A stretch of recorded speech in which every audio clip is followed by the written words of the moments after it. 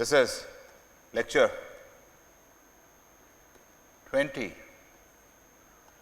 of condensed matter physics 1, and in this we are going to solve some problems related to X-ray diffraction.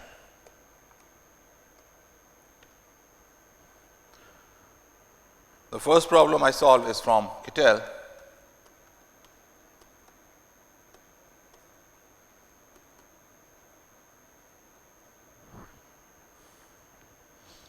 And it says, consider a line of atoms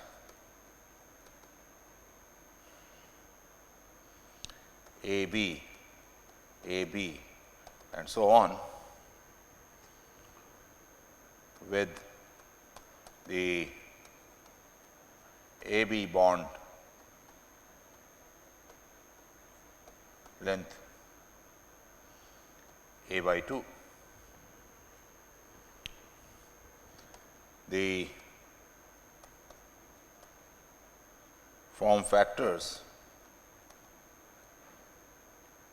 are Fa and Fb for atoms A and B respectively. A, show that interference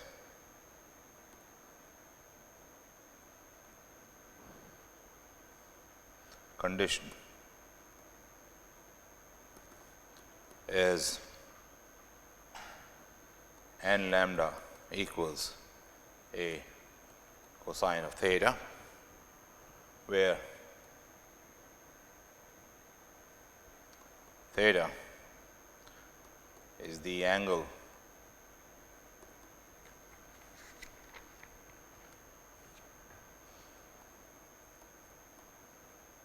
between diffracted beam and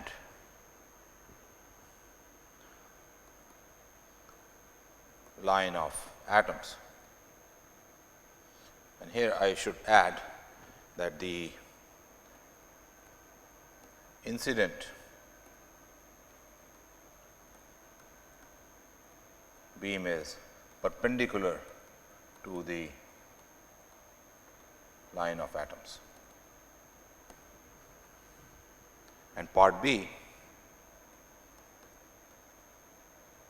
show that the intensity of diffracted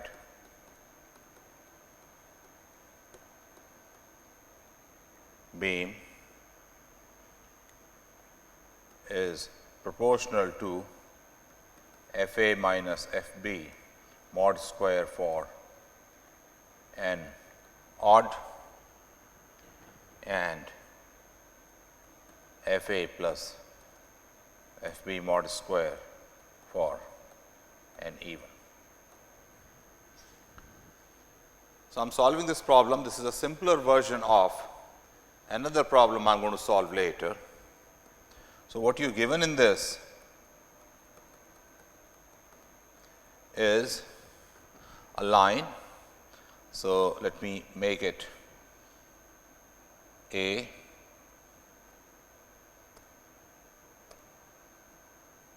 B,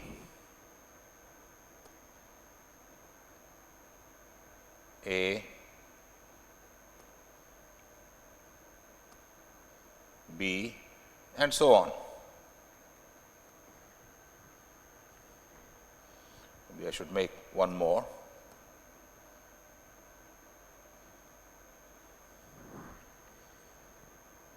And beam of X-ray is falling like this. This is K n, and it gets diffracted.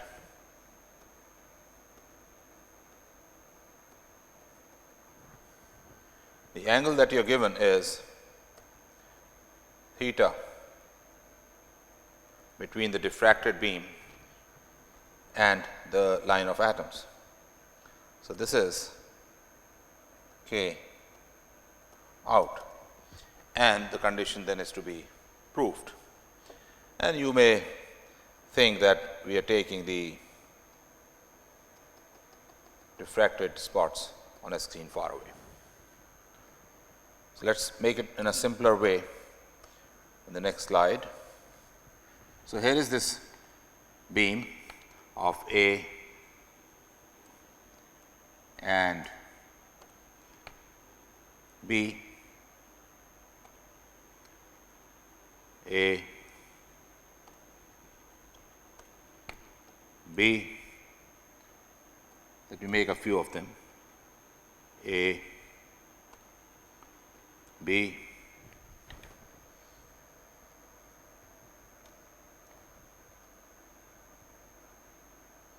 A and B, and so on. What I am going to do is consider each of this as one unit.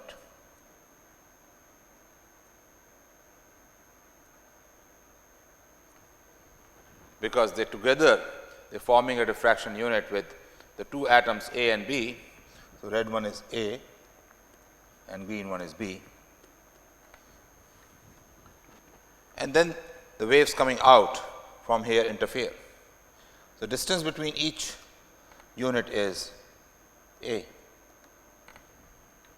and the beam is coming like this and it goes out like this.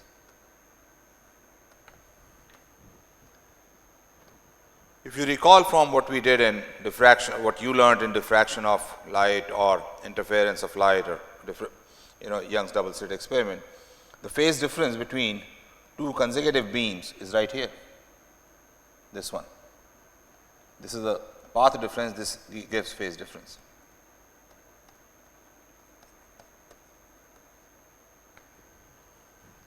And how much is the path difference? If this angle is theta, so is this. So, path difference comes out to be, let us see, angle between perpendicular to this is theta, comes out to be A sin theta. Let us see, the angle given is not this one. The angle that you are given is between the outgoing beam and the line of atoms. This is a theta. So, if you make it correctly, this is the outgoing beam, this one is theta. Then this distance, path difference, is A cosine theta. If you measure the theta the way I made the upper figure, then it will be A sin theta, otherwise A cos theta. And then for constructive interference,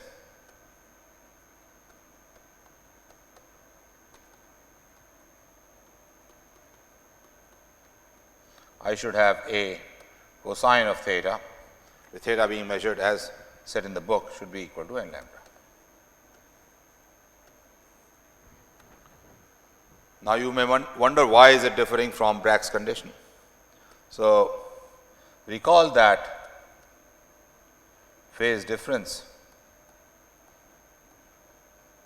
obtained when we were doing the theory development was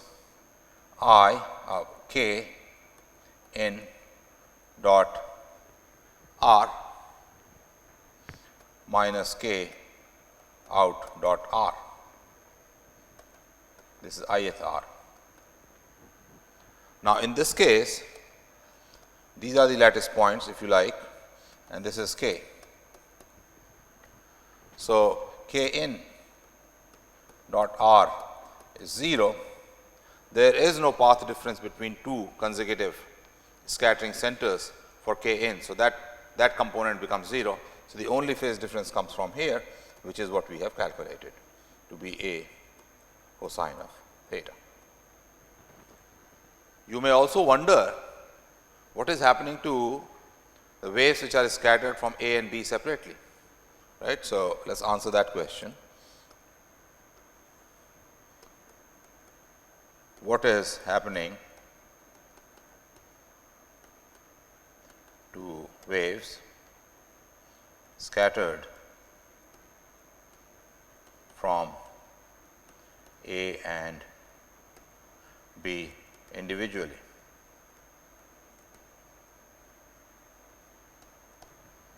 And this is precisely where structure factor comes in.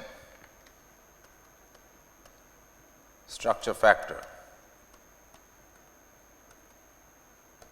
takes care of that. So, recall that when we were doing development of X-ray diffraction theory, we had taken a lattice and then at each point there was a basis. So, in this case also what you have is this A and B, and the lattice points, if you like, are here, here, here, here, here, which are at distances A. So, we have taken care of, if this was a crystal without a basis, then the condition that we have given would have been satisfied. Now, there is a basis. So, I need to calculate this structure factor. So, S K is going to be summation. There are only two atoms, I, F I e raised to I, the correct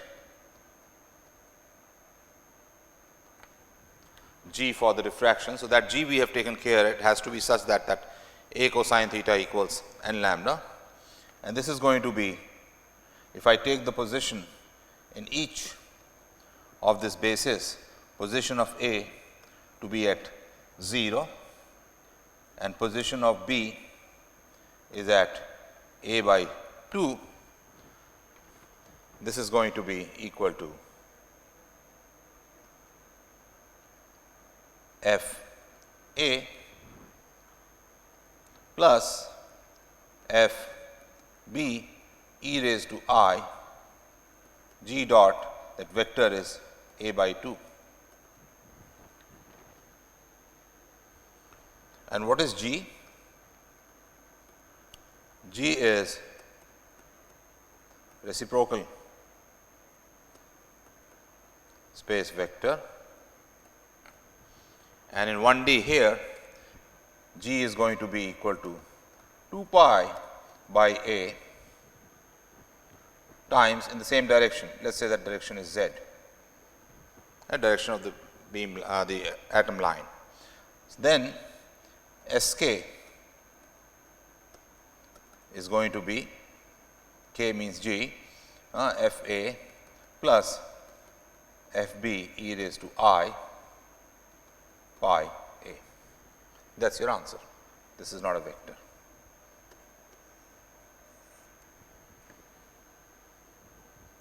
And in general, there is going to be n here, so I get an n here. So, if n is odd, then structure factor Sg is going to be equal to Fa minus Fb, and the intensity is going to be proportional to Fa minus Fb mod square, and for n even, Sg is going to be Fa plus Fb, and intensity is proportional to Fa plus Fb whole square. Let us understand that from interference point of view. So, I have these units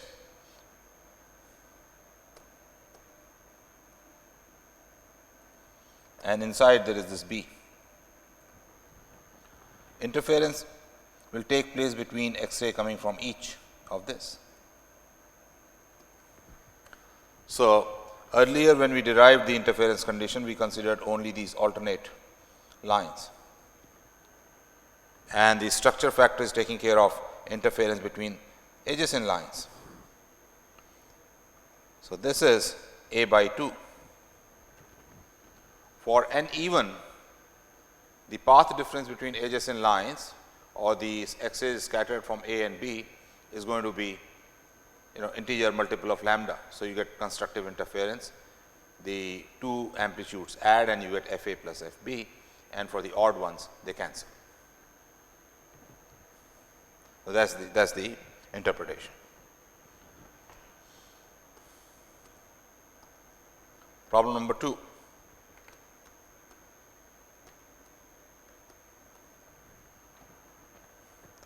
This is from chapter 5 of Ashcroft M. Mumin. It says, A, show that the density of lattice points per unit area in a lattice plane is d over v, where v is the primitive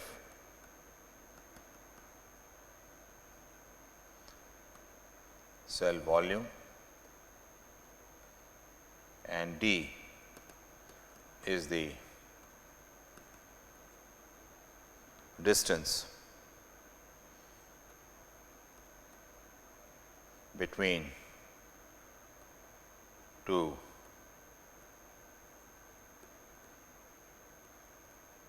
neighboring planes in the family.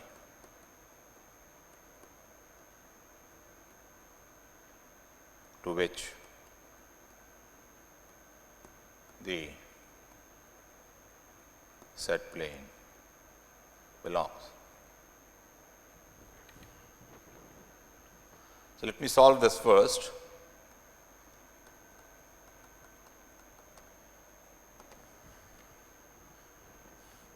The solution involves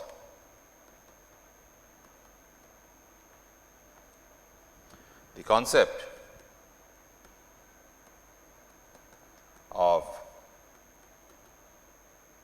primitive cell, and that concept is that each primitive cell has exactly one lattice point in it.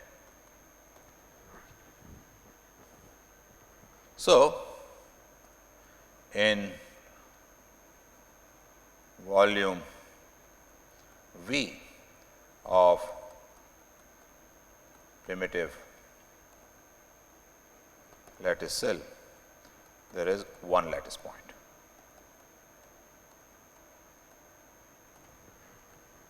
All right.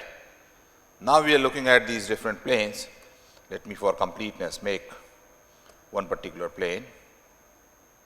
It has whatever intercepts A over H, B over K, C over L, and I am making this to show that you need not get caught up in this H, K, L and all that. The problem is very simple. If I take a unit area of this plane, right. So, this is one plane, I take a unit area, then here is this plane and I have taken, say this is a unit area, and I take the adjacent plane, then the distance between these is d, and the volume enclosed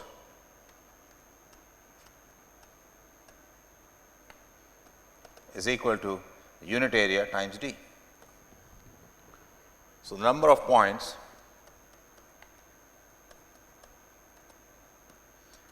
in this volume is going to be d over v, and those points can be, they are in the plane. So, each plane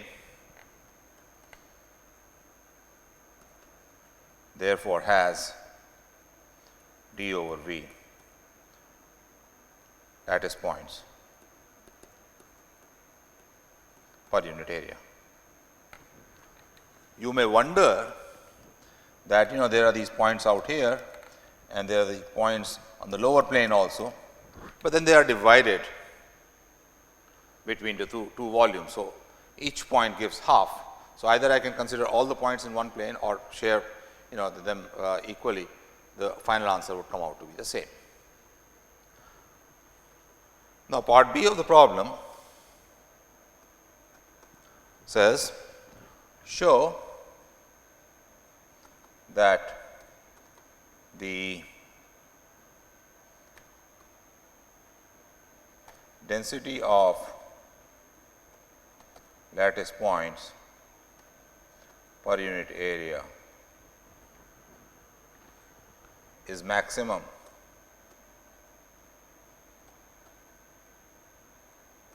for 111 plane in FCC and 110 plane in BCC. So, let us kind of spend some time on the problem and make these pictures. It is fun to make pictures. So, what we are talking about is if I have an FCC lattice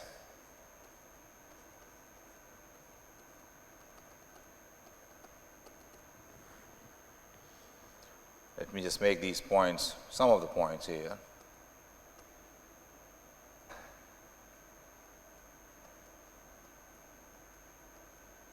And there are these at the faces, center. Then 111 plane we are talking about is this. And in BCC,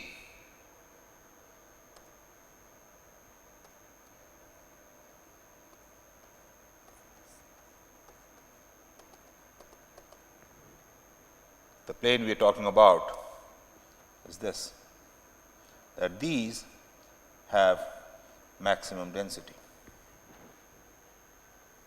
So, let us see how that comes about.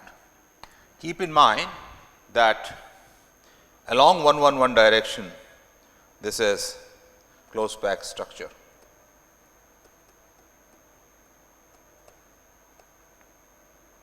When looked at it from the corner along the diagonal. So, we expect that the density would be large, but let us show it. So, we have just calculated in part A that the density or number per unit area in the plane is d over v. Now, v is fixed, d depends on the plane index HKL, and we have shown earlier that this distance is 2 pi over mod g, and in FCC and BCC we are talking about cubic structures. So, the structure is very simple and this will come out to be a over square root of h square plus k square plus L square.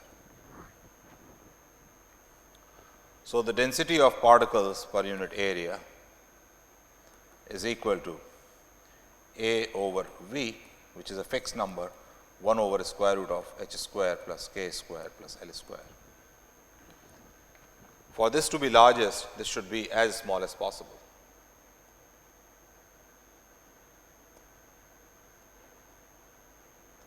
So, your HKL should be very small, as small as possible, right. So, let's see how do we go about this. Let us consider the FCC lattice.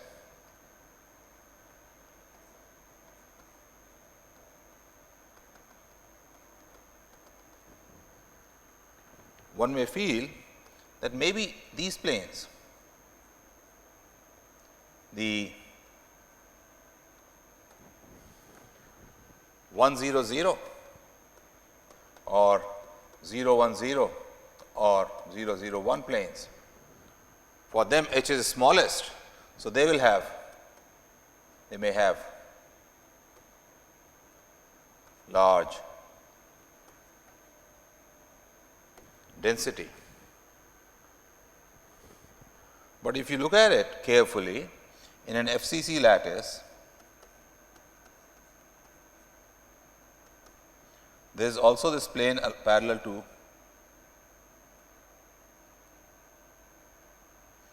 (1 0 0), this plane. So, you also have 2 0 0 planes.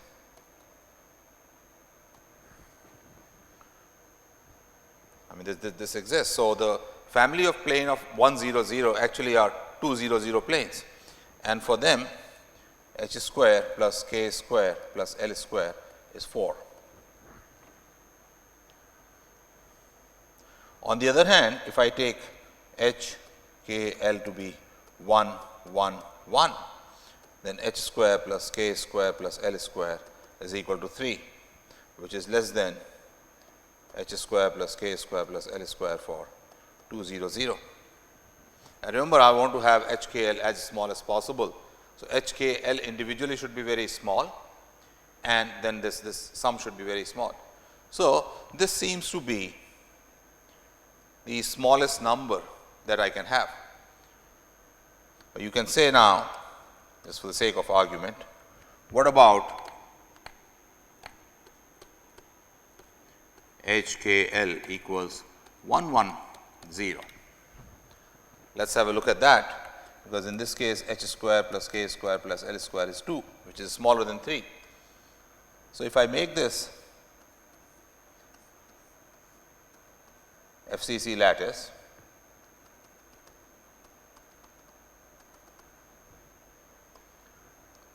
so 1 1 0 plane would be this one. There is a lattice point right here. But then you see that there is also these lattice points on these faces out here. So, I am also going to have parallel to this plane right here, and same thing on the back side.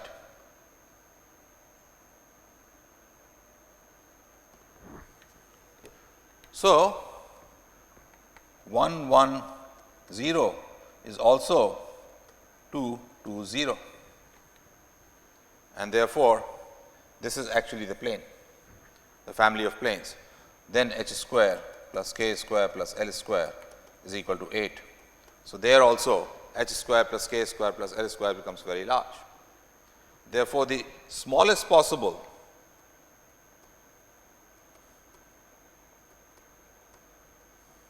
is h square plus k square plus l square equals 3, and h k l 1 1 1, and that is where the density is going to be largest. In BCC, if I do the same analysis,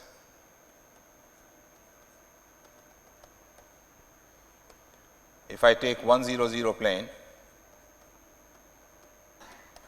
this also has a counterpart which is right here in the middle. So, 1 0 0 is same as 2 0 0. If this was a simple cubic, then 2 0 0 would not exist, but here it does, for which h square plus k square plus l square is 4. On the other hand, if I take h k l equals 1 1 0, which is a plane shown in blue out here,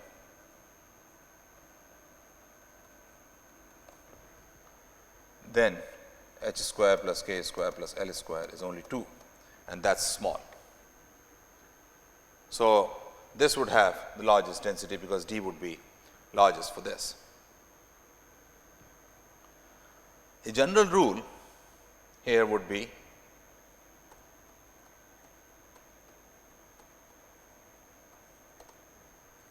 consider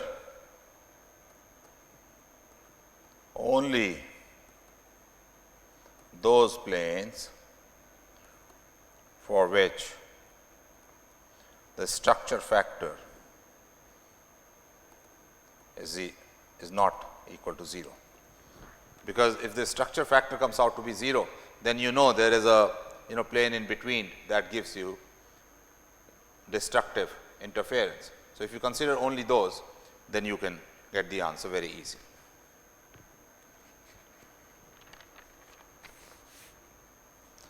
Next problem. In this problem, I am going to go away from the conventional cubic cell just to give you an idea as to how you can do calculations in other cells also. So, this is based on FCC NaCl structure and similar to problem in Ashcroft and Mermin.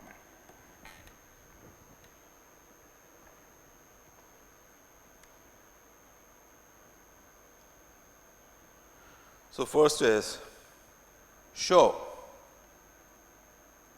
that the reciprocal lattice vector referring to primitive cell as opposed to conventional cell that we had talked about in the previous lecture for FCC lattice is G equals 4 pi over A nu 1 x plus nu 2 y plus nu 3 j k x y z, sorry.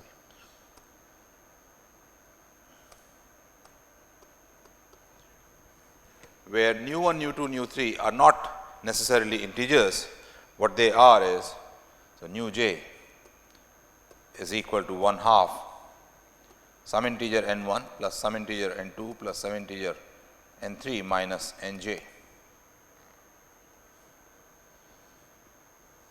where n 1, n 2 and n 3 are integers.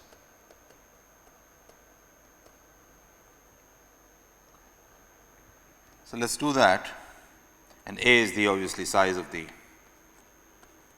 cube.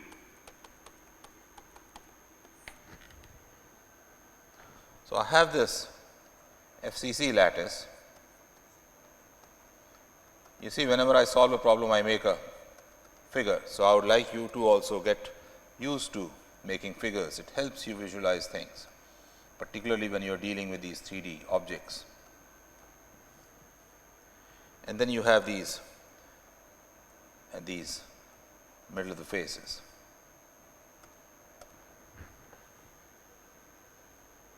And the primitive cell in the case of FCC is one vector right here, one vector right here, one vector right here.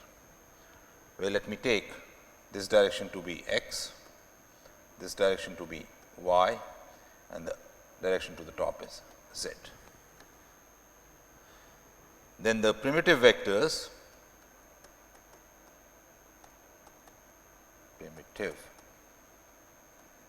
basis vectors are a by 2 x plus y, let us call it a, b equals a by 2. So, here is a, let me write a right here, b is right here, c is here.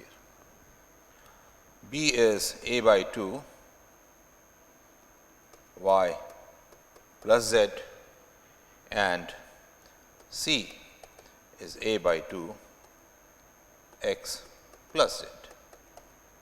These are the primitive vectors, and if I refer to these, the corresponding reciprocal vectors are going to be. So, let me write this once more. A is a by 2 x plus y, b is a by 2 y plus z, and C is a by 2 x plus z. Let me quickly make this picture also. Here is A, B, C.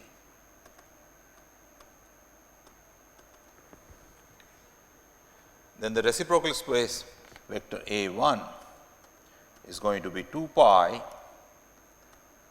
B cross C over A dot B cross C. And this comes out to be 2 pi over A x plus y minus z. B1 is 2 pi C cross A divided by C dot A cross B. It's the volume of the cell, which comes out to be 2 pi over A minus x plus y plus z, and C1 is 2 pi A cross B divided by C dot A cross B. Writing these as the same. Just to be symmetric, let me write this as B dot C cross A. The same answer by cyclic rule, but nonetheless. So, this is 2 pi over A x minus y plus z. And what are these? These are primitive basis vectors for BCC.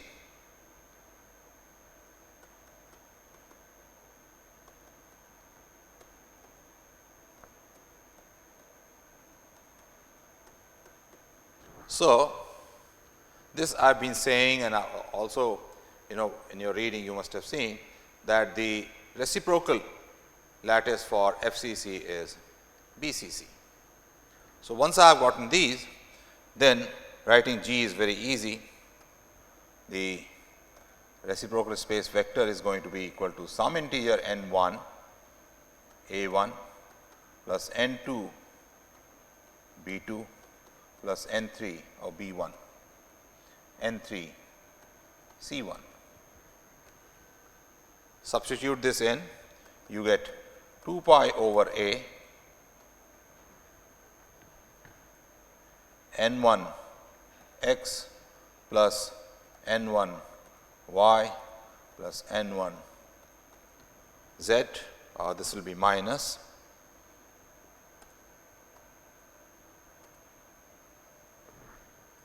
for B1 I get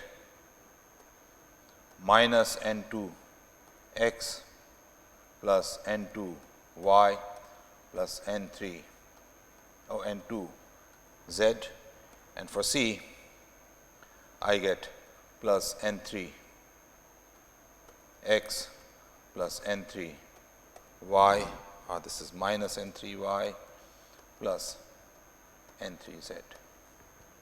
And this immediately leads to G being 2 pi by A.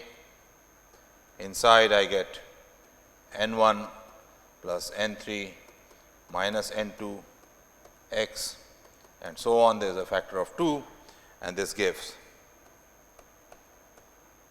the desired answer. So, what we did, instead of looking at conventional cell and a huge basis for FCC, where there are 4 equivalent atoms, this we did in the previous lecture. This time we have looked at the primitive cell in which the basis is going to be smaller depending on the crystal structure. Otherwise, in a primitive cell there is precisely one lattice point. So, this is related to problem of X-ray diffraction from NaCl. So, that is my problem number 4. Again based on a problem from Ashcroft and Mermin. which says that the NaCl structure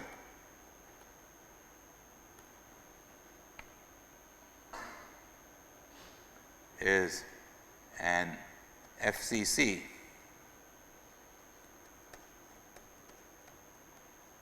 Bravais lattice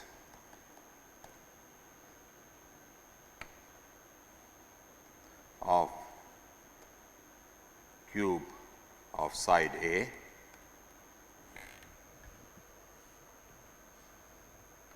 in primitive cell.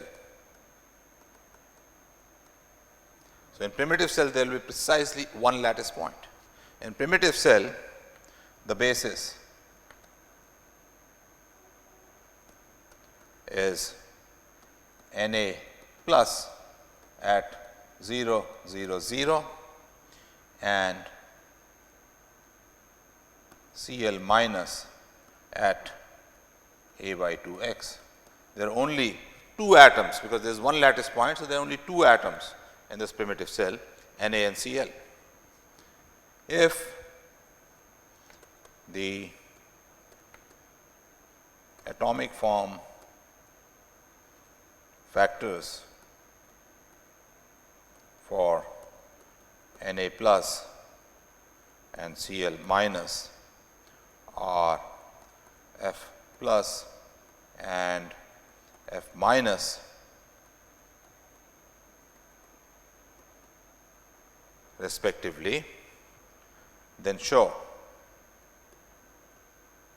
that the structure factor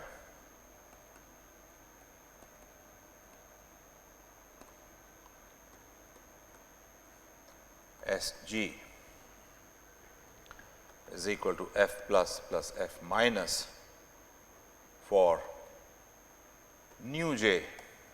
Remember, nu j now is what we calculated in the previous problem, and these are either integers or half integers, for nu j being an integer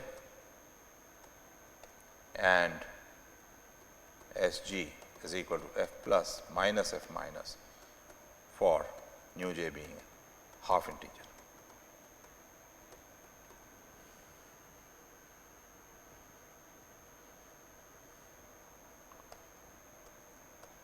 Solution.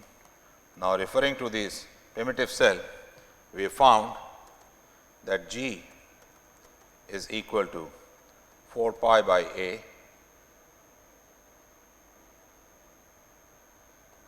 nu 1 x plus nu 2 y plus nu 3 z, and Sg is equal to, there are only two atoms in the cell. So, this is going to be F plus times e raised to I G dot 0. We have taken sodium to be at 0, 0, 0 plus F minus times e raised to I G dot A by 2x, and that gives you F plus F minus e raised to I 2 pi times nu 1. So, if nu 1 is half integer, then Sg is equal to F plus minus F minus, and if nu j is an integer, then Sg comes out to be F plus F minus.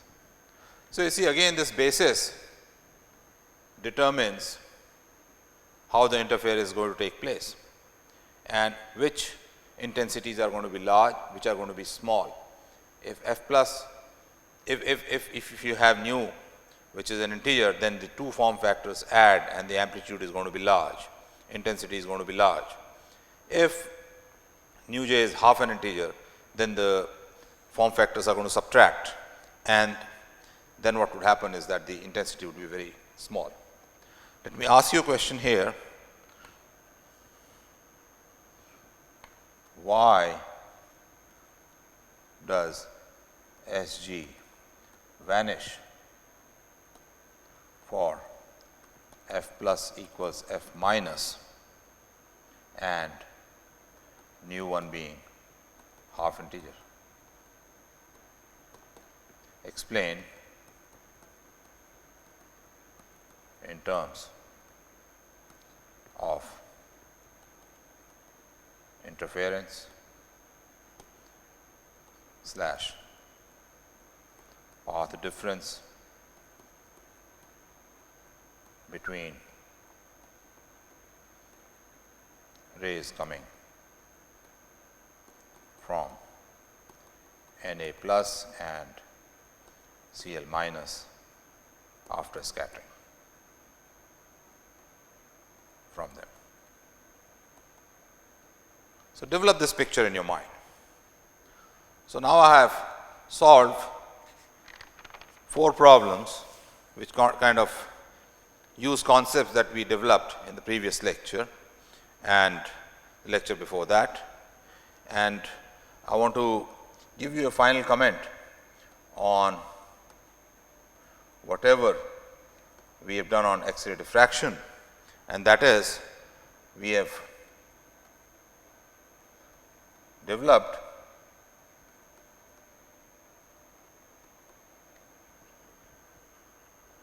this method of X-ray diffraction from crystals. But in general, what this is theory of diffraction of waves from periodic structures. Crystals are periodic structures and X-rays are waves. So, applies equally well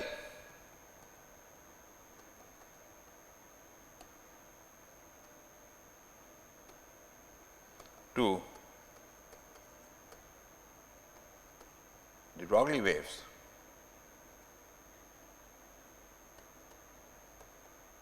Diffracting from a crystal, and what that is equivalent to is electron diffraction from crystals, and this is our elastic scattering or elastic neutron diffraction from crystals or any kind of de Broglie waves. So, this is a general theory of diffraction of waves from periodic structures. We will of course, in later chapters when we discuss lattice vibrations, we will also talk about inelastic neutron scattering from crystals. That will give us information about what kind of energies and the wave vectors and momentum do these vibrations carry. But right now we are focusing strictly on elastic scattering where the energy is conserved. So, keep this in mind that whatever you have learned in the future, you may want to do electron scattering, you may want to do neutron scattering, all this theory applies there also. So, let me now conclude this lecture.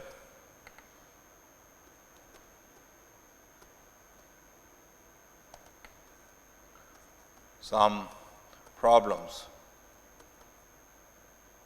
related to X-ray diffraction and connected concepts have been solved. Thank you.